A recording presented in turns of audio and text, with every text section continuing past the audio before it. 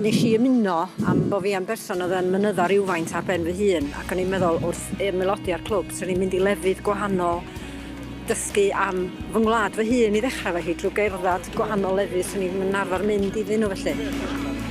Da ni'n mynd allan i gerdded bob pythefnos yn y gogledd. Mae yna daith unwaith y mis yn Ne Cymru hefyd. Mae yna deithiau ar ddi Mercher sy'n deithiau fwy o deithiau tir isel yn apeliad rhai bobl ac mae yna ymrywiaeth hefyd. Mae'r clwb yn hoff iawn o deithio a mae yna nifer o deithiau tramor yn cael eu trefnu.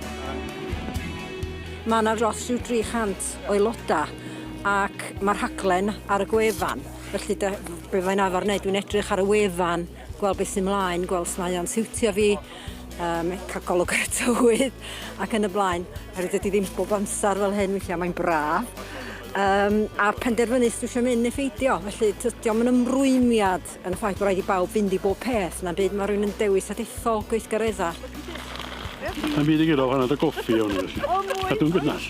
Wel, da ni'n cychwyn o fan hyn, sydd ffynol lligwydd. Fyny o'r bwlch i'r Ilfarchog, wedyn ymlaen i Canedd Llywelyn, Canedd Dafydd, a wedyn Pen yr Olwen, a wedyn da ni'n dod lawr am ffynol Lloer a i lawr at y Glandena yn ôl at y ceir.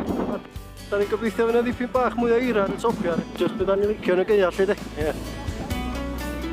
Da ni wedi cael lot o deithiau hefyd, da ni'n mynd i'r Alban yn flynyddol, da ni'n mynd mis nesaf i fynydda gaeafol mewn ffordd. Ond ers ymuno'r clwb dwi wedi bod i Werddon, dwi wedi bod i Nepal, dwi wedi bod i dde Cymru, i lefydd lle swn i'm yn arfer mynd. A mae yna bobl yn mynd i'r Alpau, i'r Pyrenees, bob math o lefydd ac yn mwynhau wneud hynny ac yn cyfarfod gwahanol bobl wsos i wsos mewn ffordd ynde. Un datblygiad ddiweddar gan y clwb wedi gwir oedd cyhoeddi ar y cyd efo Gwasg ar y Gwalch, cyhoeddi llyfr Copaon Cymru yn cynnwys 48 o deithiau yn bob rhan o Gymru yn tywys pobl i brif gopaon y gwlad.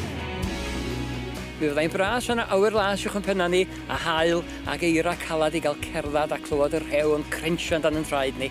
Ond tywydd yma sy'n gennon ni, felly mwynhau beth da ni'n gael ynde.